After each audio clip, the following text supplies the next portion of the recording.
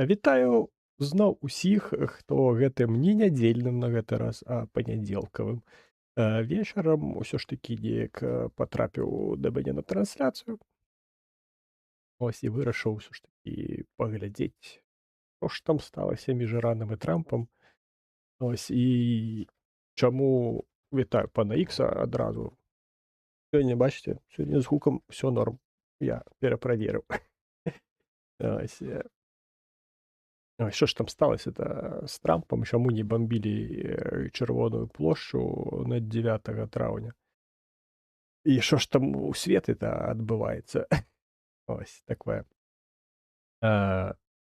Не атрымалася учора правесці эфір, таму сёння не думаю, што такі ўжо паганы варыянт, да таго ж там некаторыя дадатковыя навіны паўсплывалі, паганаўшчыны бомбылы.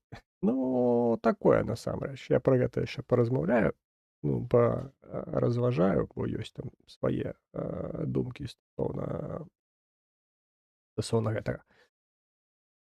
Ось, паўсплывалі некаторыя там навіны, што Трамп нарэшце там пасля гольфу прачытаў паведамленні з Ірану, ці там проста яму прынеслі іх прачытаць, ці дапавялі проста.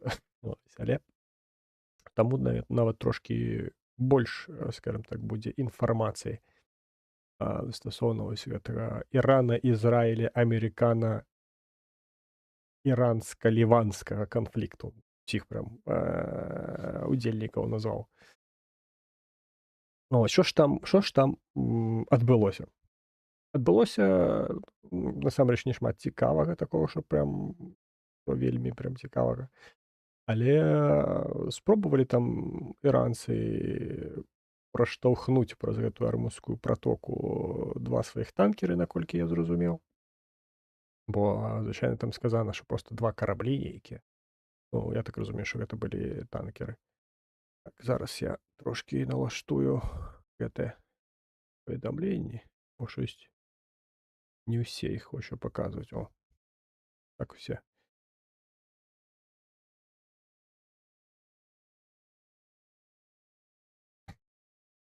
Ось, і карацей, амерыканцы там перахапілі гэтыя 2 караблі. Ось, але яны змаглі самастойна павярнуцца назад у іранскія парты. Пасля чаго там Іран пачаў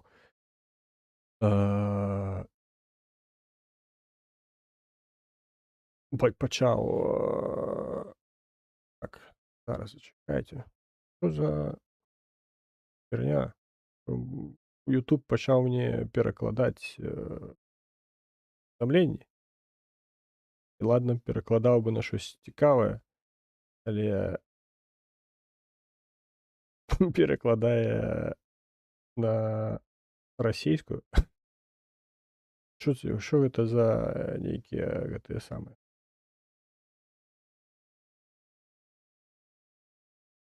Што за налаштаванні нейкія? Не заходзіў тыдзень у гэтую самую OBS студыю, а тут ужо з украінскага на расейскі перакладае мне каментары. Як гэта ўсё змяніць?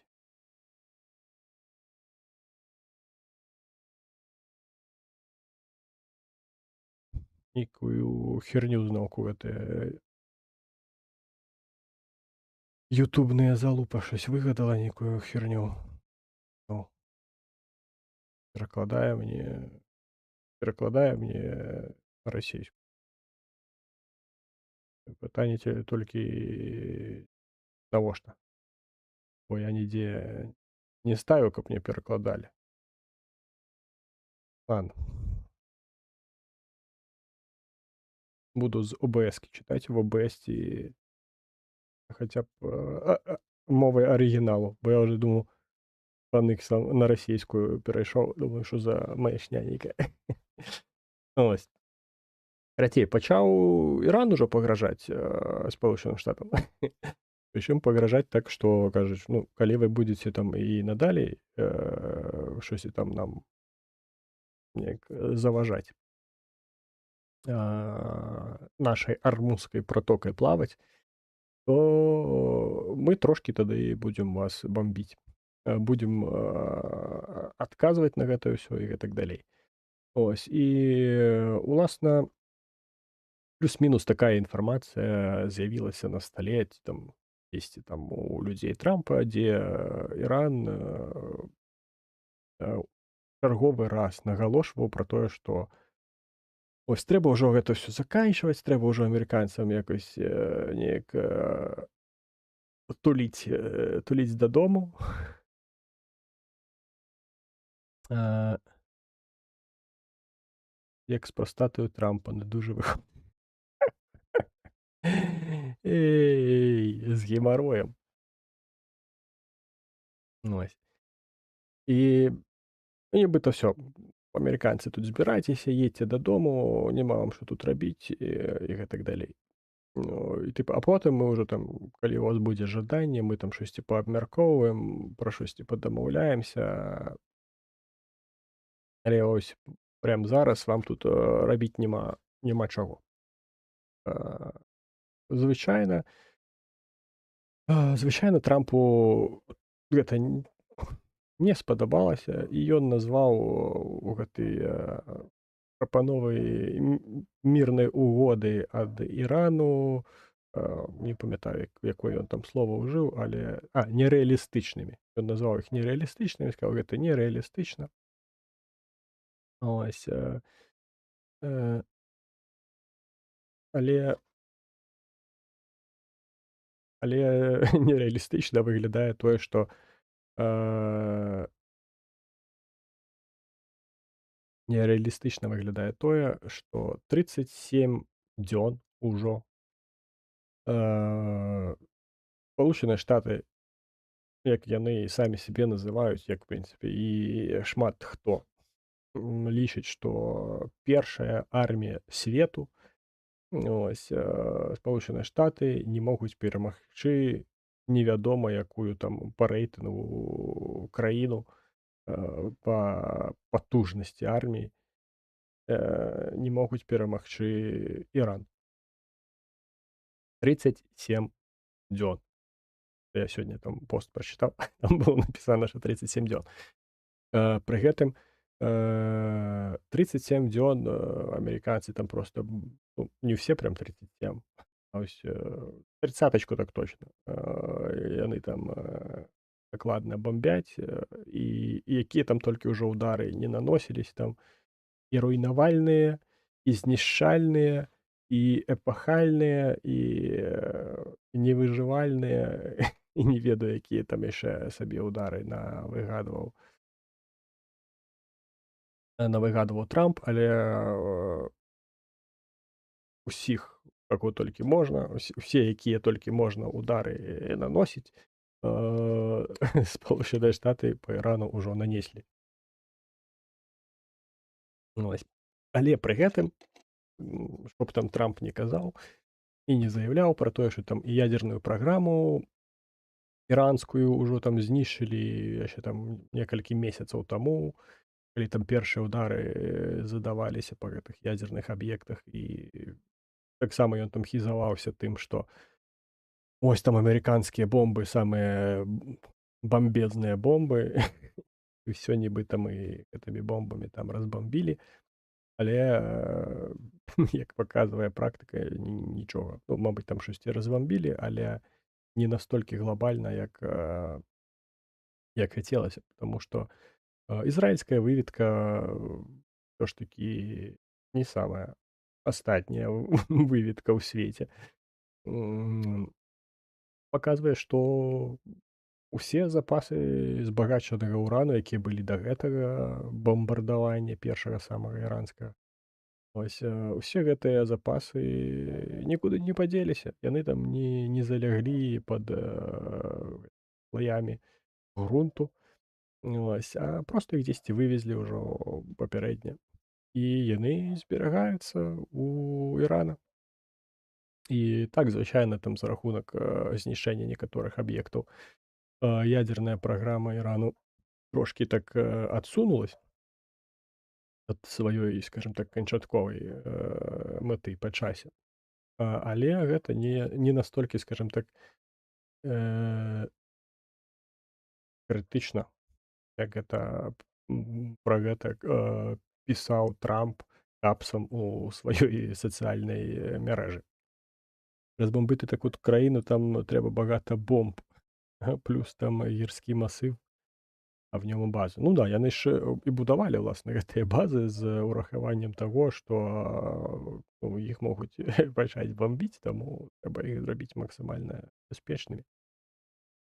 Ось, і за гэты вось месяц з нечым Амерыка проста, скажем так, расстрашыла об Иран увесь свой баявы запас і запал у тым ліку.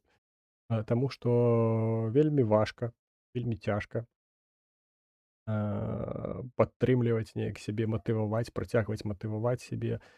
А, Калі ты ось бамбіш, прям стреляеш пастаянна, просто там штосьці знішчаеш, руйнуеш, але пры гэтым на глобальным узроўні нічога не адбываецца. Ну, гэта плюс-мінус як як кацапы 3 гады Аўдзеўку бралі. Як зараз колькі там ужо таксама 2 ці 3 гады ўжо Часаў Яр бяруць, ніяк не возьмуць.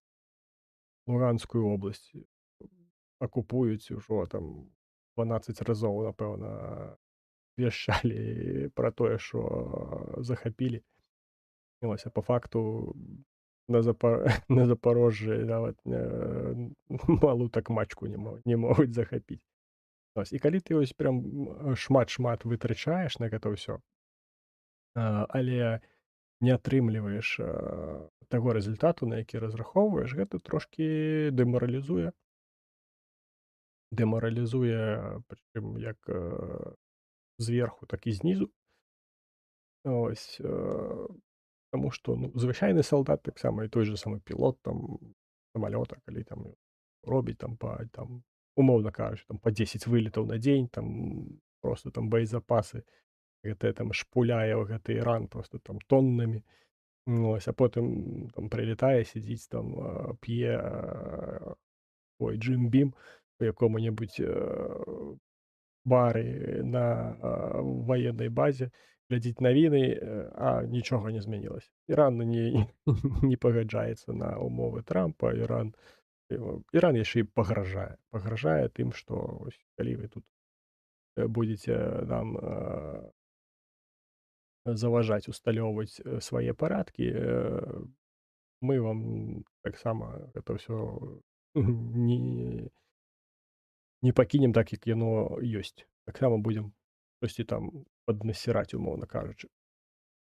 Іранцы выбралі досыць разумную тактыку пратока плюс поряд нафтавыя краіны, які можна бомбити, і швидка зарыентувалася. Ну, у іх мэта і была, ў прынцыпе, на пачатку гэта зрабіць вось гэты нафтавы калапс. Таму што, нягледзячы на ўсё, Амерыка, не памятаю, якая там, але дзесьці там у дзесятцы дакладна яна ёсць па спажыванню паліва, бензіна, саляркі. Ну, там у асноўным бензін, там не вельмі дызельныя машыны любяць. Вось, і дзесьці там у топе 10 краін па спажыванню паліва гэта Спалучаныя Штаты.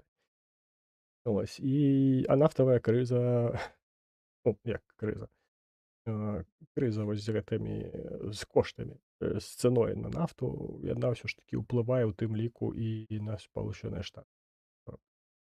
Там нафтавыя кампаніі, ну, нема там рэгулятара такога жорсткага, напрыклад, як ёсць у Беларусі. Гэта МАРТ, Міністэрства антыманапольнага рэгулявання. Ось, і яны рэгулююць цэны. Тобто, ну, Беларусі на ўсіх запраўках аднолькавая цана. Таму што ёсць адзін пастачальнік, ось, таму ў ўсіх аднолькавая цана, дзе б гэта запраўка не была.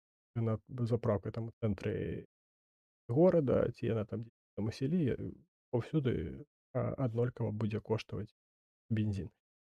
Ось, да чаго я? Да таго, што, нафтавым кампаніям, нават якія здабываюць нафту ў Амерыцы, навошта ім прадаваць гэтую нафту, танна на ўласны рынак, калі яны могуць прадаць яе даражэй на зоўнішні рынак. Ось, і з гэтага і, бярэцца тое, што цэны растуць. Неяк там пару дзён таму якраз у тэлеграме бачыў там, а, павязалі, зрастання рэйтынгаў дэмакратычнай партыі у некаторых штатах, з ростамі цэнаў на бензін у гэтых самых штатах. Ось, і, там ад 150 до 200 з чымсьці там адсоткаў. У розных штатах по-рознаму там, падаражала паліва. Ось, і праз гэтае, падаражанне паліва, як ні дзіўна, рэйтынгі дэмакратычнай партыі ў гэтых штатах таксама пачалі зрастаць.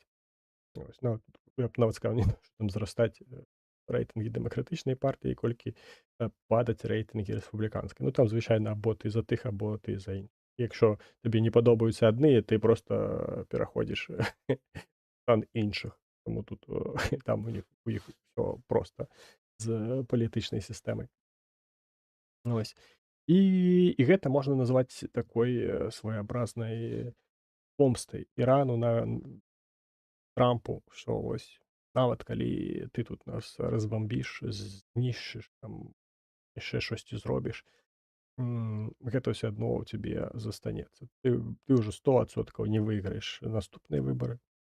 Вось гэтыя нават выбары ў кангрэс, хутчэй за ўсё, рэспубліканцы праграюць. Ну, пра наступныя выбары я не ведаю, там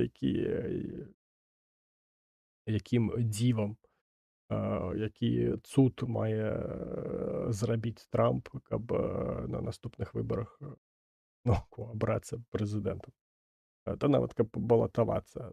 Хаця рэспубліканцы яны ебанутыя, яны могуць і зноўку Трампа паставіць ось на гэтую пасаду. Нават калі там і Джэй Ді Вэнс будзе ад рэспубліканскай партыі, наўрад ці ён гэтыя выбары выйграе. Нават калі дэмакраты там якога-небудзь ката паставяць. Таму што іх можна. Ну, на прэзідэнта, мабыць, не можна, але там мэрам некаторых такіх невялічкіх гарадоў ёсць у іх там жывёлы. За ката я точна ведаю. Быў там мэрам нейкага маленькага гарадку кот. Ну, прагаласавалі за ката. Што зробіш? Ось, пры гэтым, гэтая вайна, некаторыя эксперты, аналітыкі, гавораць пра тое, што у вайне Ірана і Амерыкі з Ізраілем на пару, няма нейкага лагічнага завяршэння, няма выйсця такога, дзе Амерыка б зберагла, скажем так, твар свой. У шахматах ёсць такое паняцце, як цугцванг. Цугцванг — гэта такое становішча, калі, любы твой, падальшы ход, ён робіць толькі горш. Ну, няма такіх хадоў, ну, проста вось так склалася сітуацыя на шахматнай дошцы, няма хадоў, якія б, прыводзілі б да нейкіх станоўчых зменаў у тваёй шахматнай пазіцыі. Штосьці такое зараз адбываецца вось у гэтай вайне Ізраілю плюс Спалучаных Штатаў з Іранам. Калі любы ход, ён проста робіць горш. Таму што аб'явіць, што мы перамаглі, ну, Трамп ужо аб'явіў, што мы перамаглі. Мы перамаглі, ядзерную праграму знішчылі, ўсё знішчылі, удараў там руйнавальных, абуральных, скаженых, там шаленых, усіх, якіх толькі можна удараў пананосілі, ўсё, мы перамаглі. Вось, але пры гэтым, ядзерная праграма Ірану існуе. У выпадку чаго там, Іран можа штосьці бамбануць, як яны бамбанулі, завод у Катары газавы. Ось, што вельмі там моцна не спадобалось Сполучаным Штатам, таму што яны там типа інвестары ці што. Карацей, штосьці там было ў іх павязана з гэтым заводам. Бо ён там нейкую вельмі, вялікія аб'ёмы, пастачанняў праз гэты завод уласна праходзіла. Ось, і нібыта як бы і перамога, але яна не перамога. І сказаць, напрыклад, заявіць зараз ось проста, што ўсё, мы перамаглі, усе цэлі СВО дасцігнуты, як то кажуць. Ось, ўсё, мы выходзім з рэгіёну. Ось, але не можа так Трамп зрабіць, таму што тады Ізраіль пачне галасаваць пра тое, што іхняя розведка там паказвае, што нічога там не знішчана і пускавыя там установкі нейкія там дзесьці зберагліся і бамбіць суседнія краіны. Іран все яшчэ ў стане і гэты збагачаны да 60% уран таксама нідзе не вывезены, ён знаходзіцца ў Уране. І што рабіць? І па факту, што ты не зробіш, ты ўсё роўна будзеш праграўшым. Ты не атрымаеш ніякай корысці. Так ты можаш там нанесці ўдары па інфраструктуры, там па гэтых станцыях электрычных і гэтак далей. Але там пустэля. Там большая часціна краіны гэта пустэля. Людзі без электрычнасці там у некаторых рэгіёнах, я ўпэўнены, жывуць і цудоўна сябе там пачуваюць.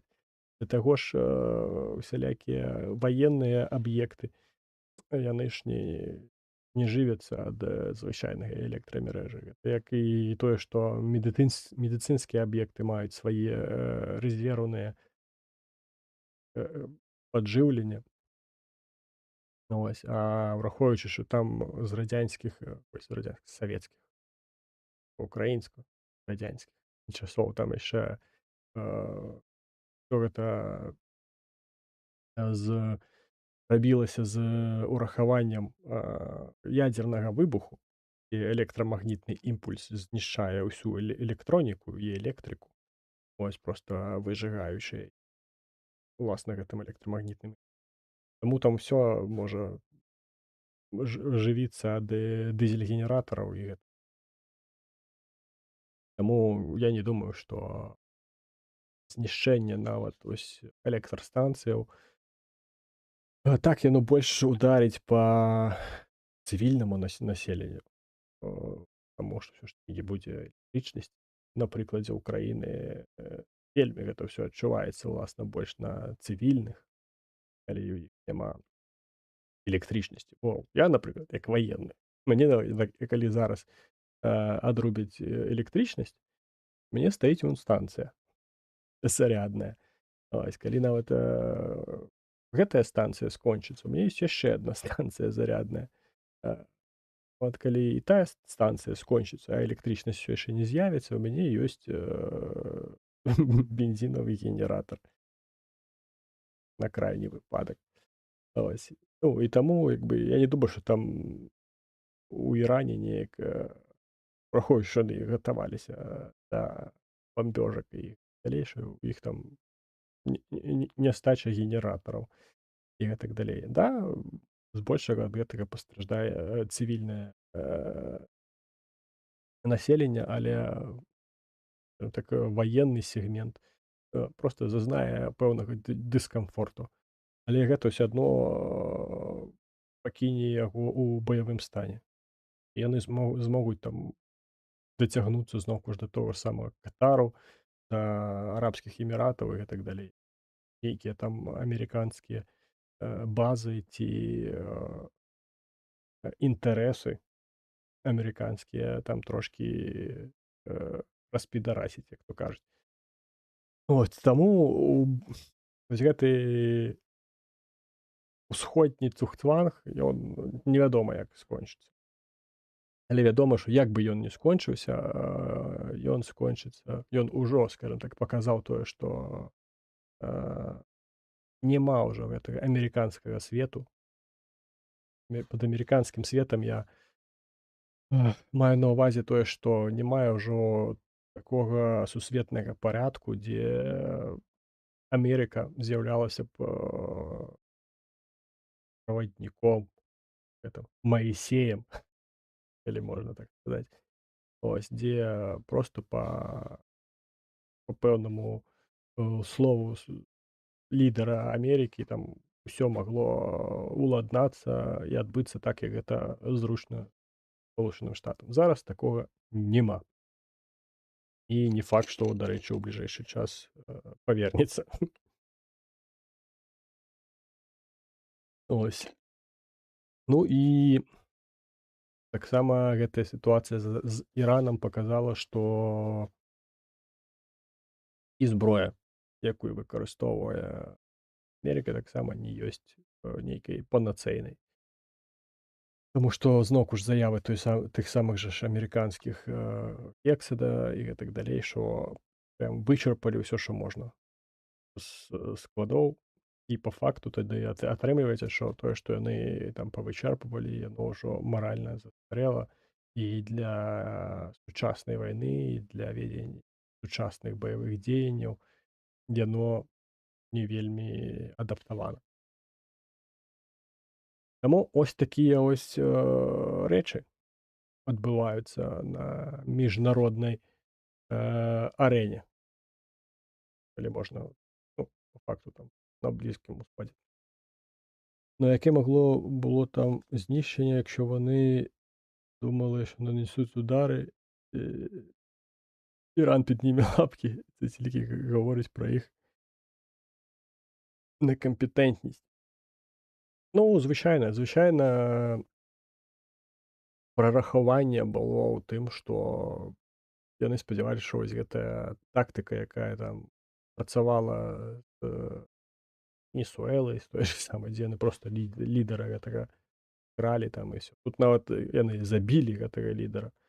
Ось, яшчэ там шмат пазабівалі ваеннага кіраўніцтва, але пры гэтым нічога не змянілася. Рэжым не ўпаў, уран ніхто не аддасць, і гэта ўжо 100% вядома, што Іран нікуды свой збагачаны ўран не аддасць. Ось, і ўсё. Ось, і стандартная стратэгія, скажем так, запалохаць, потым неяк дамовіцца на зручных табе ўмовах з Іранам не спрацавала. З таго ж боку, у Іран гэта рэлігійная краіна.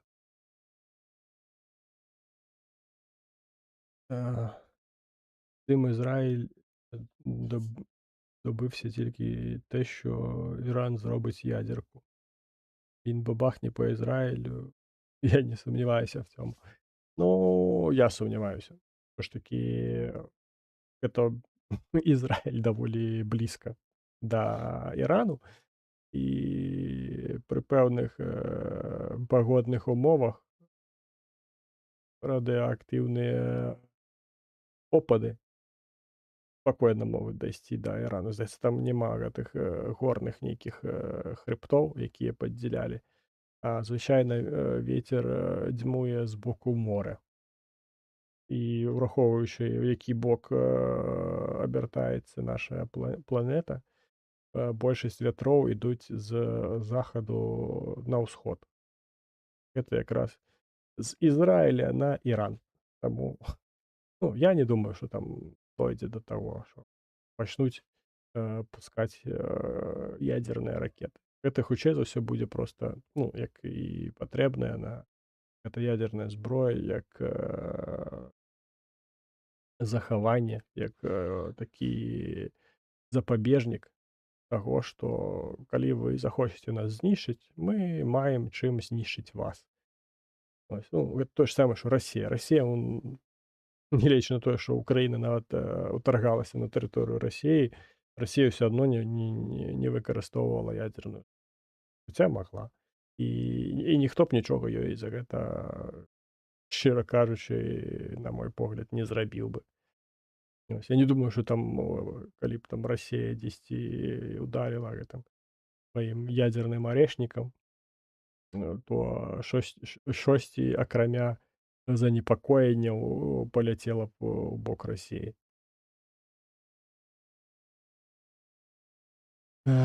Недавно глянув дитячі передачі у палестинців. Їх Ізраїль не переможе з такими передачами для дітей. Коли ми почнемо робити таке для дітей, тоді можна буде спати спокійно за Україну. Ну, знову ж Палестина так само релігійна країна. Ну, ось і їх релігія, здається, там, то, що Ізраїль, скажімо так, релігія, яна ж політика партії тим, що Ізраїль не дає спокійно жити Палестині.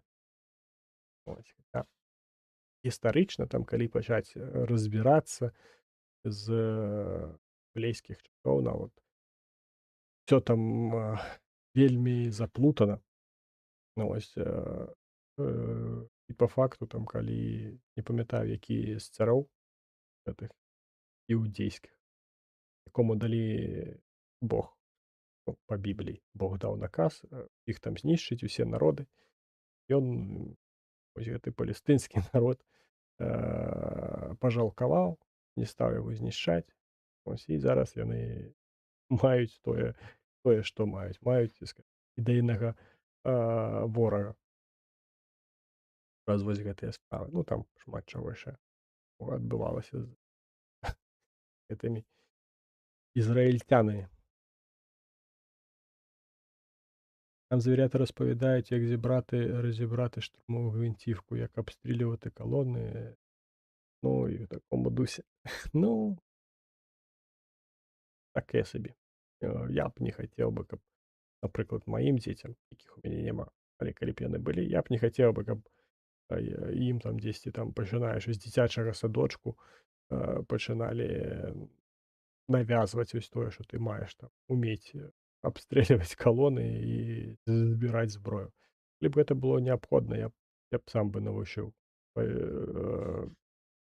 сваё дзіцё і страляць, і збіраць, і разбіраць, і што, як і куды, і шмат чаму яшчэ больш цікаваму таксама б навучыў.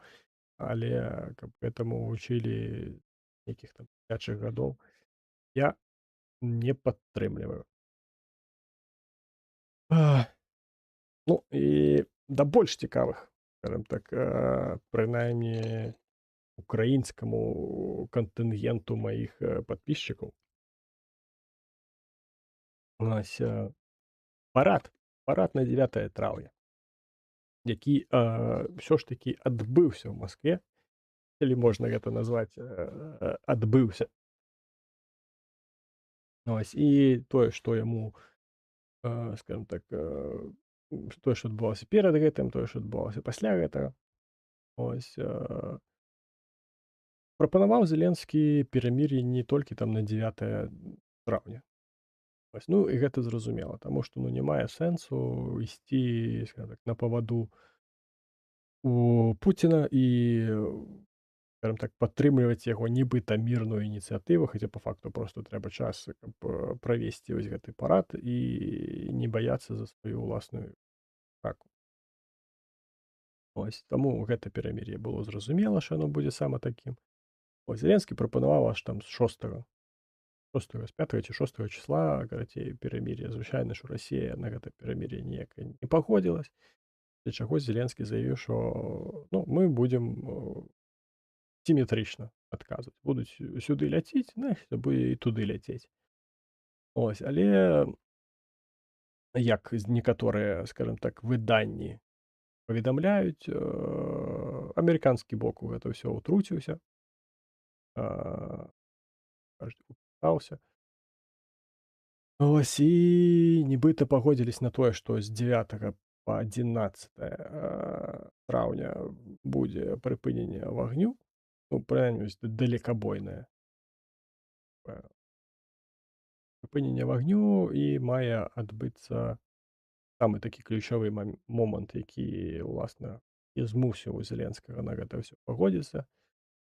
Гэта абмен палоннымі. Абмен палоннымі ў фармаце 1000 тысяч. Ось, і як вынік, Зеленскі трошкі проста падтроліў Пуціна і выдаў указ. Указ 8 траўня ён выйшаў і нават 7 траўня. Э, Указ прэзідэнта пра дазвол праведзення расійскаму боку параду тэрыторыі Чырвонай плошчы і там каардынаты Чырвонай плошчы, гэты трохкутнік. Ось каардынаты Чырвонай плошчы у указе таксама фігуравалі. Вось гэтая тэрыторыя лічылася недатыкальнай для ўкраінскіх удараў. Ось тролінг, як па мне, цудоўны. Мне, уласна, такое даспадобы заўсёды. Ось, але, скажем так, выклікала гэта такую дваякую рэакцыю. Дваякую рэакцыю ў плане таго, што, ну, усе там чакалі, што вось там зараз мы там на 9 траўня як бамбанём па Чырвонай плошчы, там ім аплык будзе. Ось, але гэтага не сталася, таму што для Зеленскага як кіраўніка дзяржавы было больш важна, каб павярнуць палонных. І ў гэтым я з ім цалкам згодны больш. Ну, такі цей указ чисты папулізм, маглі б жахнутыя расіяне нам би багато чого зносили. Коротше, захід навад вади, от і все. Ну, скажімо так, Трамп просто пропонував умови, а ось гэты обмін 1000 на 1000 палоннымі. І, уласна, гэты абмен стаў ключавым. Калі б не было абмену, ну, Расіі проста больш няма чаго запрапанаваць. Ось, акрамя абмену палоннымі. Вось няма ніякіх рычагоў, якія б яны маглі пацягнуць і, скажам так, якія б маглі ўжыць для таго, каб змусіць Украіну на тыя ці іншыя крокі. Але абмен палоннымі да таго ж яшчэ і даволі вялікі, 1000 на 1000. Ну, так ён яшчэ не адбыўся, але хутчэй за ўсё ён адбудзецца, таму што Пуціну не вельмі зручна губляць твар перад Трампам і паказваць, што типа нахую я цябе вярцеў. Ну, ось, так, звычайна, ён там нейкія перапоны зараз там кажа пра тое, што там мы там запрапанавалі і спісы адправілі, але там украінскі бок знік з радараў, ось там і гэтак далей. Ну, зразумела, што гэта так не спрацуе. Украінскі бок можа проста праз амерыканскі бок перадаць все гэтыя спісы, і тады ўжо Расія нікуды не дзенецца, нікуды з радараў не знікне. Там щось з обміном незрозуміло, тому побачимо. Ну, я про гэта і кажу, але хутчэй за ўсё гэты абмен усё ж такі адбудзецца. Ось, і чаму я лічу, што гэты абмен ён больш важны для Ўкраіны, чым жахнуць па Чырвонай плошчы. Па-першае, нават калі б там штосьці паляцела ў бок Чырвонай плошчы, не факт, што яно б даляцела. Ёсць верагоднасць таго, што там маглі б гэта ўсё і збіваць. Звычайна так, там бы ўсіх бы напалохалі, всялякія там трывогі паспрацоўвалі, усіх бы там паразбегаліся. Але які б гэта мала эфект, акрамя ось Вось гэта ну, гэта па факту як глядзець на салют. Ну, ты паглядзеў салют, вау, крута, да, шыкарна. Ась, але праз 2-3 дні ты ўжо і не згадваеш пра гэты салют, таму што, ну, нічога пасля гэтага ў цябе і не засталося. Ну, там, мабыць, фотку паспеў зрабіць. Ось, калі дазваляе тэлефон якасныя фоткі рабіць. Всё, больш у цябе нічога няма. Стасоўна тваіх палонных.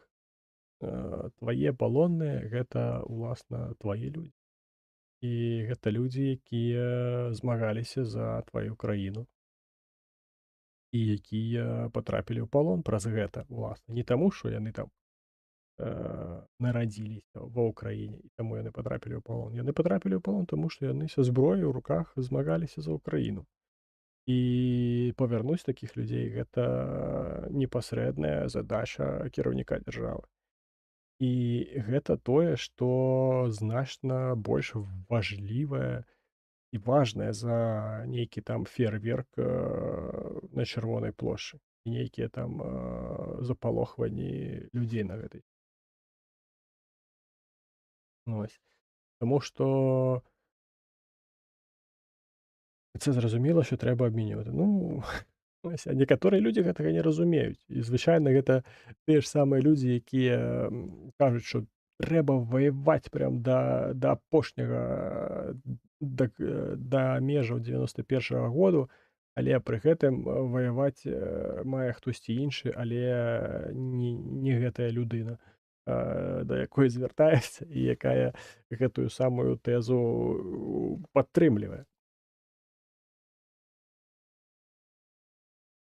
Таму, уласна, і тое ж самае з обмінам, што ўсе там звычайна хочуць бабаху па Маскве, але пры гэтым, ну, і забываюць пра тое, што ёсць людзі ў гэтай краіне, якія багата чаго загубілі. Загубілі блізкіх, нейкіх родзічаў. І справа нават не ў тым, што яны іх загубілі, тое, што яны памерлі, а тое, што яны палоне. У палоне патрапілі там праз акупаваныя тэрыторыі і гэтак далей. Ось праз той самы Марыуполь, ось і аточэнне Марыуполя, праз Азовсталь, а, той же самы Азов, які на які тут, ну, моляцца прям. Азов. Выпусцілі нарэшце Азов. Ось і большасць з тых, хто нават павяртаецца пасля палону, яны знову павяртаюцца да так, збройнага опару. Яны зноўку чыняць збройны супраціў, яны павяртаюцца ў армію. А тых, хто не павяртаюцца нават, таксама пэўная вялікая часціна, яны нават нягледзячы на тое, што са зброяй у руках і не змагаюцца, але стаюць там інструктарамі, нейкімі там ратнікамі і гэтак далей. Тобто, ну, скажем так, не беспасярэдняй учасці ўжо не бяруць у баявых дзеяннях, але тымі магчымымі спосабамі спрыяюць таму, каб іхнім пабратымам гэтую самую учасць браць было як мага прасцей. Вось таму абмен па мне гэта абмен, скажем так, 1000 палонных на 1000 палонных у абмен на тое, каб не рабіць салют на чырвонай плошчы, гэта прям вельмі, вельмі добра. Звычайна, калі б гэта быў абмен усіх на ўсіх, гэта было б яшчэ больш, скажем так, уражаюча. Ось, але на гэта б ужо маскоўскі бок не пайшоў. Я ўпэўнены. Таму што там навывозілі з акупованых тэрыторый купу народу, нават які не павязаны з военными.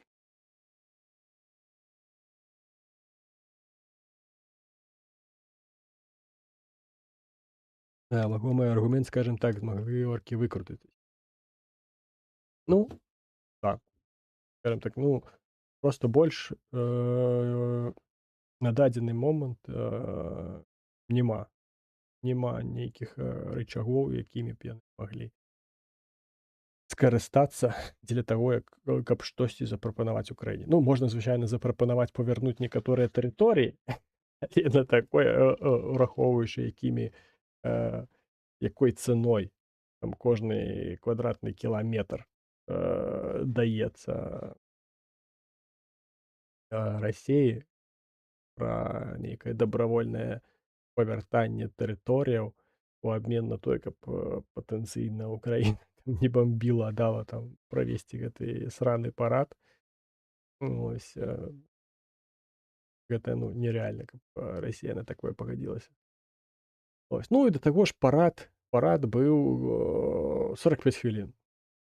45 хвілін, па факту там нічога не адбывалася. Больш гэта нагадвала нейкую ганьбу, а не парад, і не было там ні што паглядзець, ні ў чым прыняць удзел. Там нейкія яшчэ жонкі загінулых эсвошнікаў неяк там спробавалі маршыраваць у гэтых кіцелях сваіх забараненых ванек. Карцей, ганьба на ганьбе.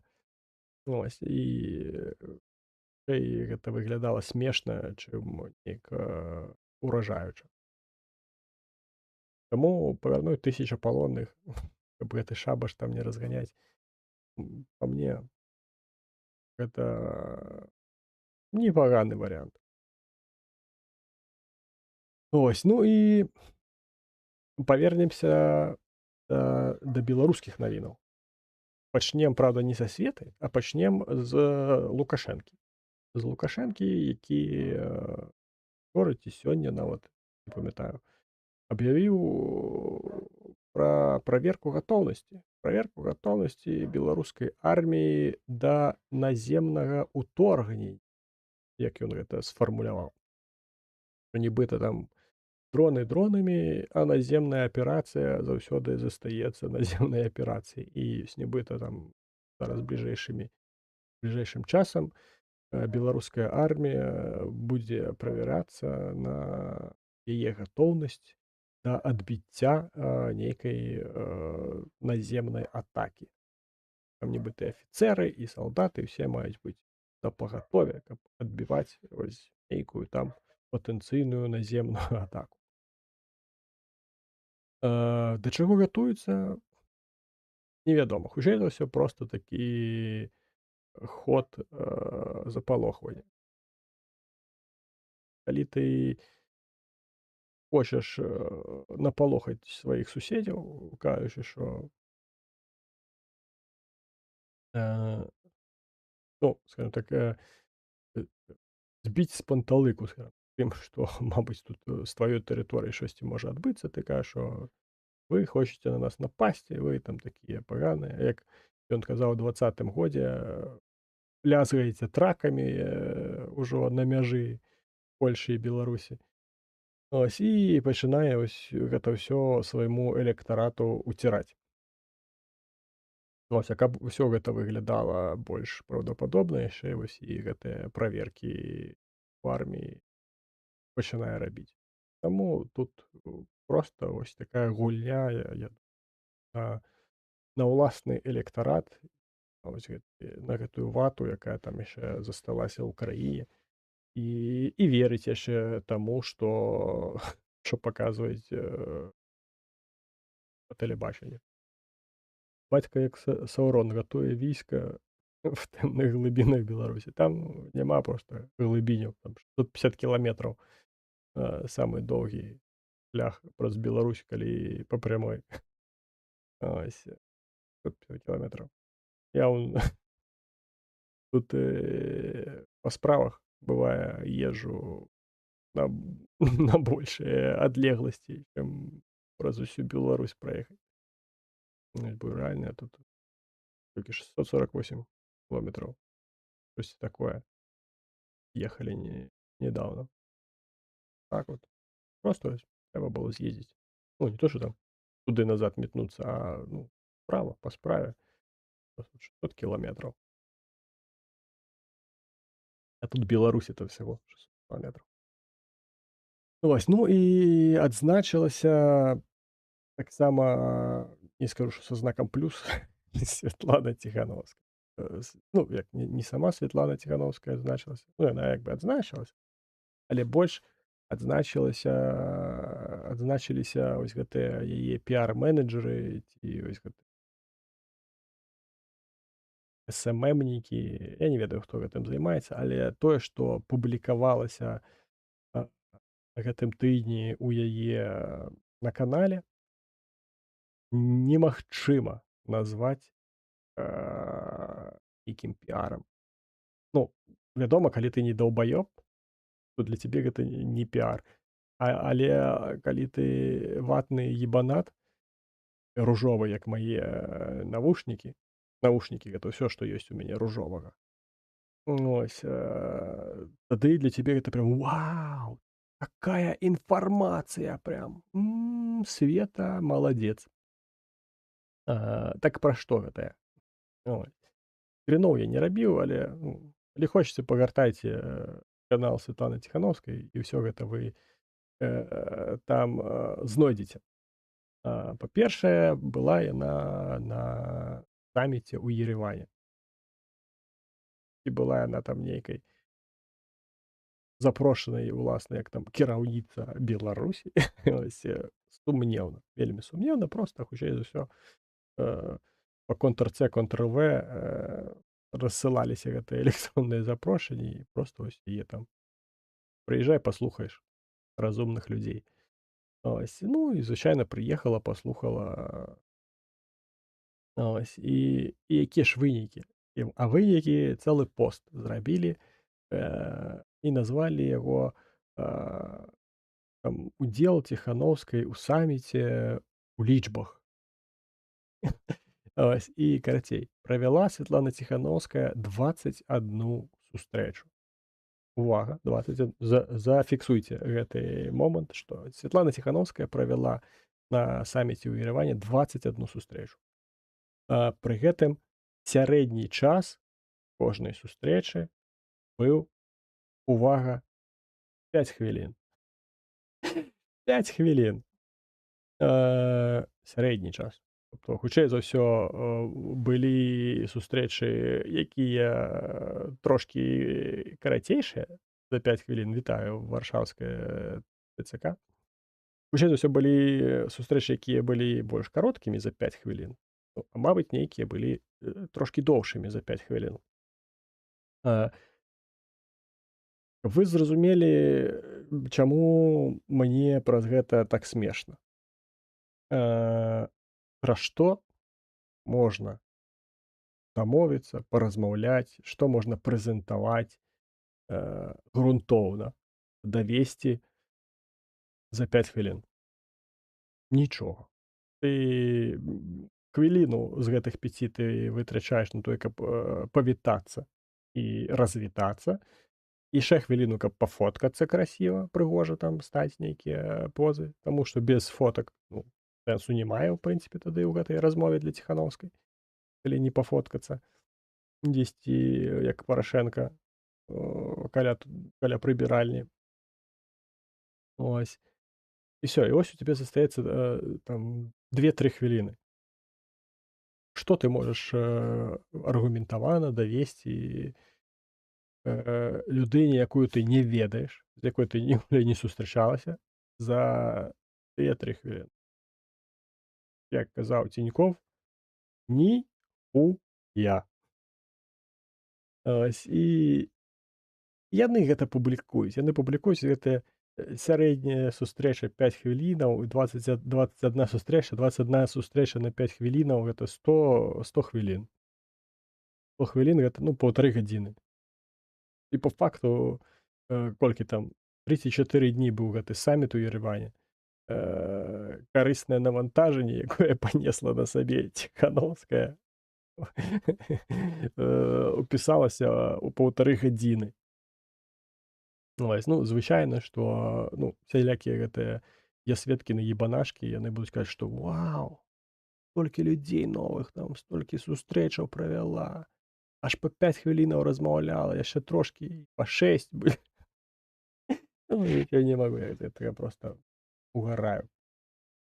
Ось, такія людзі ёсць, якія так лічаць.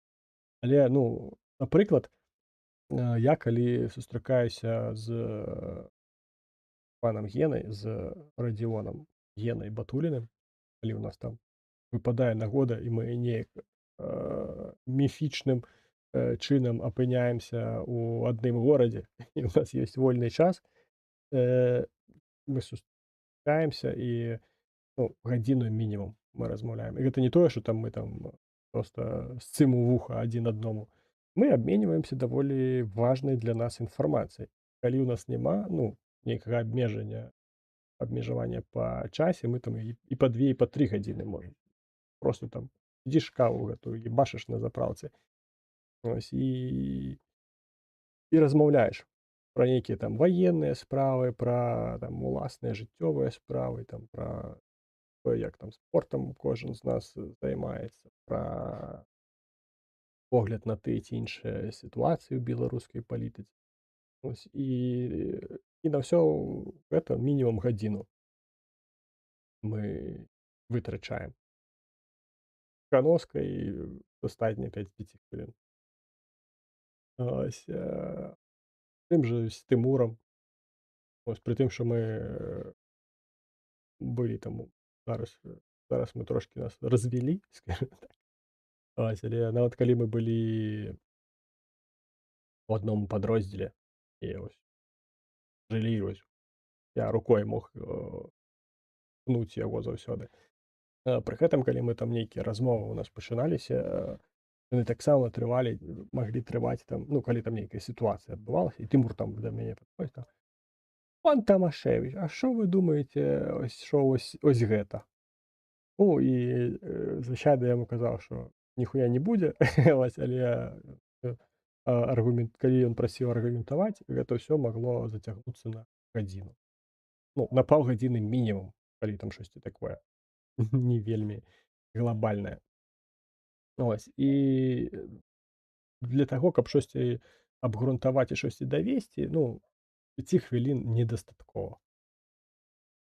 І любая разумная істота гэта разумее і усведамляе.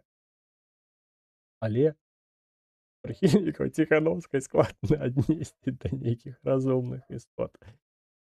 Ось, дарэчы, бачылі, што несецца з мігрантамі. Корч он, эти, каже про якийсь сходняк на днях. Як думаєте, нам треба пару мільйонів мігрантів? Ну, Тихановська дуже продуктивна. Про мігрантів давайте після ось гэтага блоку розкажу про мігрантів. Ось. Але на гэтым кринжолаги, я их буду так называть, кринжолаги каналу Ціхановскай не спыніліся, таму што на гэтым тыдні таксама праходзіла там нейкая 125-я канферэнцыя беларусаў і беларусак свету, дзе света, выбачце за каламбур, таксама прыняла ўдзел. Там фоткалась з гэтымі беларусамі, ебларусамі. Ось, і таксама вырашылі яны гэта ўсё падсумаваць. Канферэнцыя беларусаў і беларусак у лічбах. Ось, і што цікавага у гэтых лічбах? Трансляцыю гэтай канферэнцыі на Ютубе паглядзела, увага, 5500. За 3 там ці колькі дзён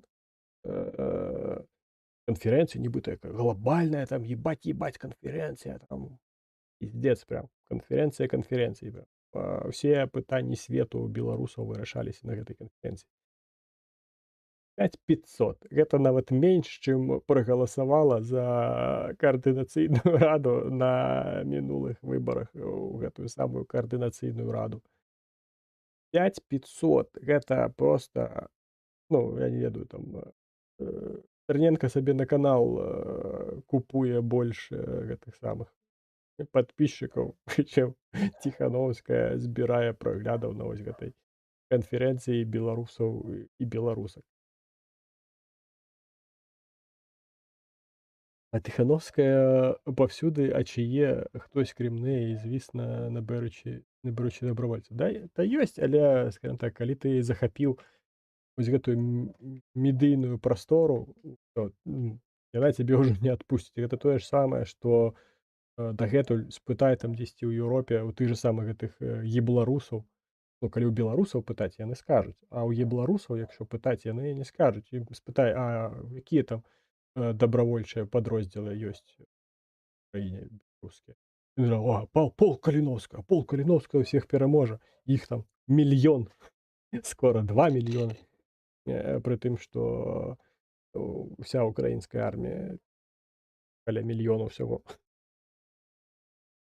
Вось, таму што у свой час, полк Каліновскага захапіў вось гэтую, зайняў, скажем так, гэтую медыйную нішу беларускага нацыянальнага падраздзялення. Потым неяк уварвацца вось у гэтую медыйную прастору пад брэндам беларускага падраздзялення было проста немагчыма. Ой, звычайна беларускі добраахвотніцкі корпус, ён і робіць больш за полк Каліновскага і па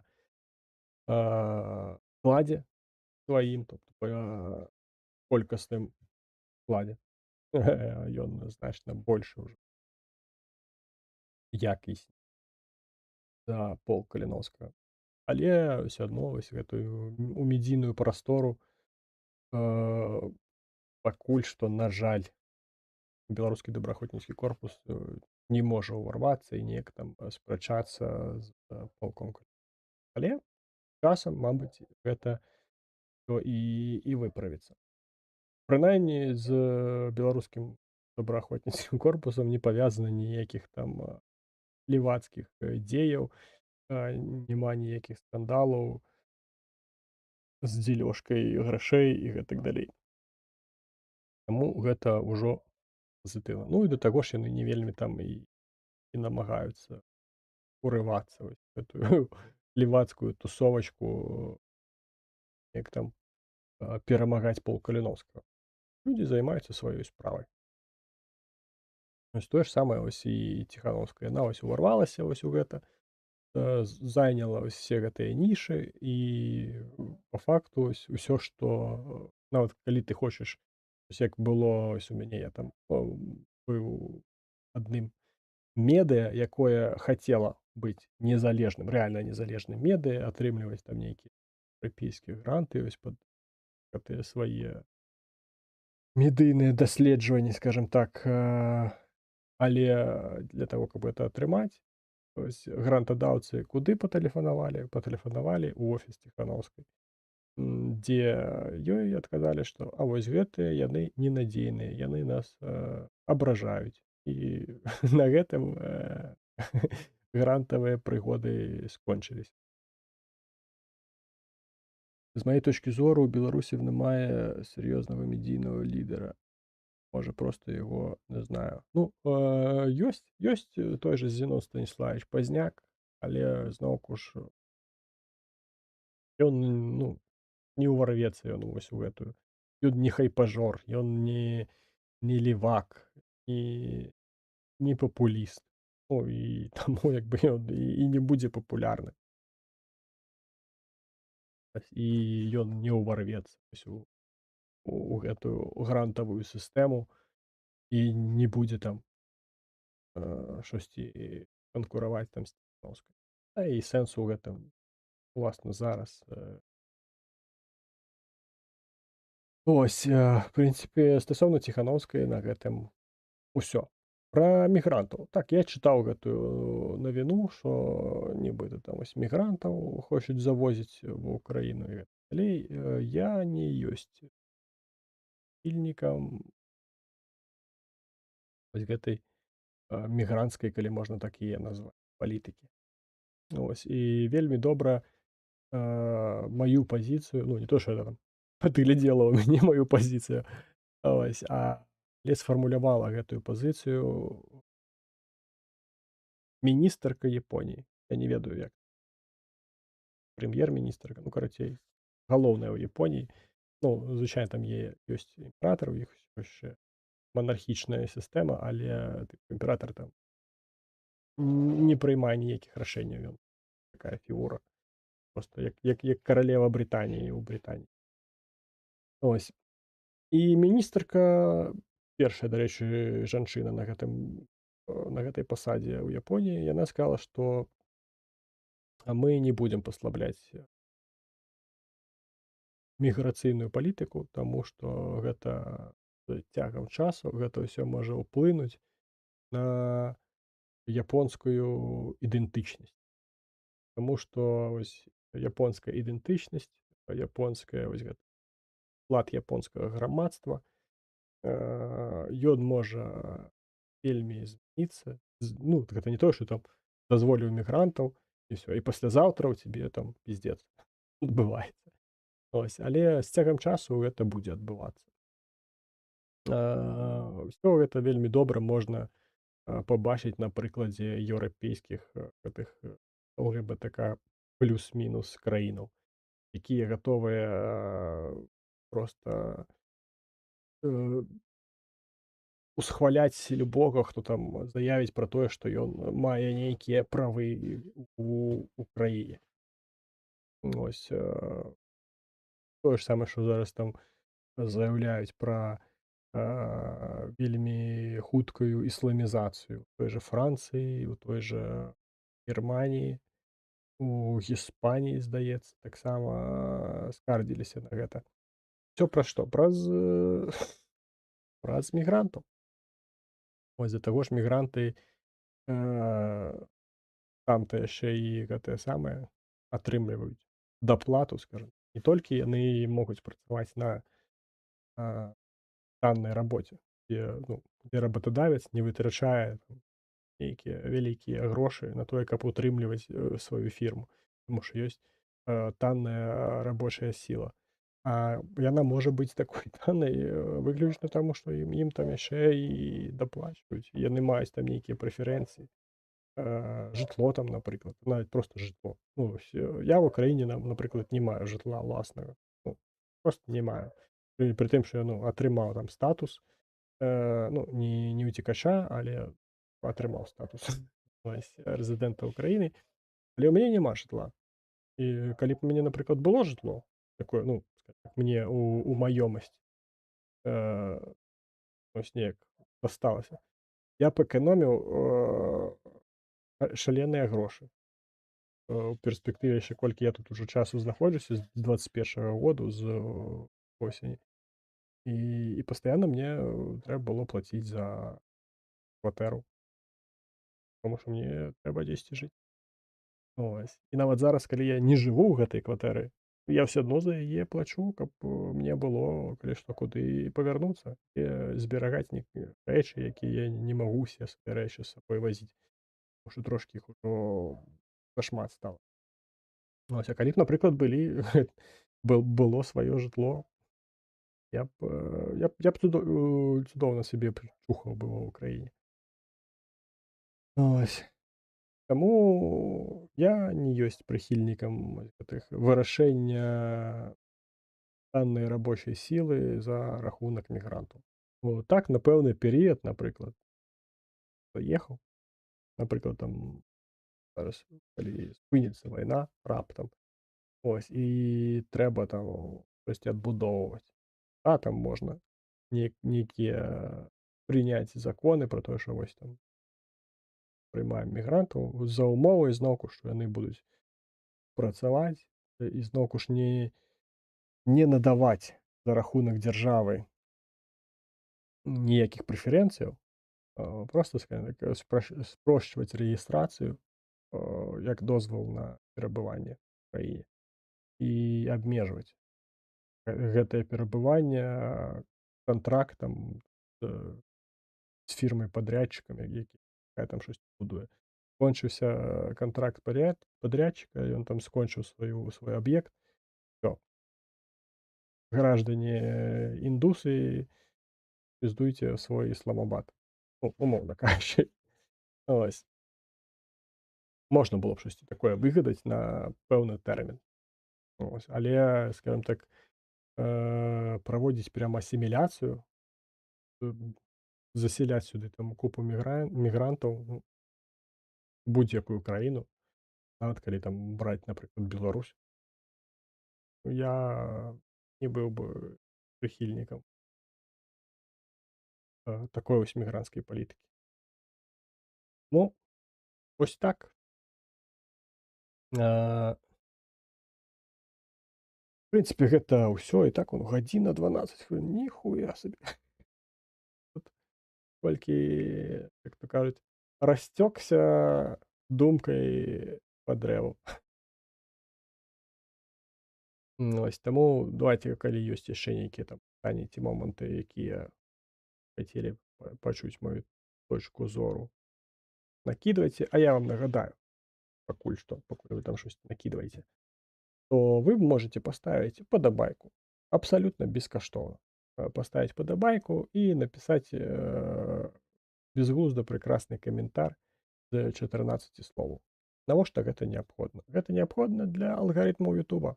Каб алгарытмы Ютуба зразумелі, а ўласна праз падабайкі і каментары, алгарытмы Ютуба разумеюць, што тут цікавы контент, што яго глядзяць не нейкія там прарасійскія боты, парахаботы. Ось, а глядзяць жывыя людзі і яшчэ і рэагуюць на тое, што ім гэта падобаецца праз падабайкі і каментары.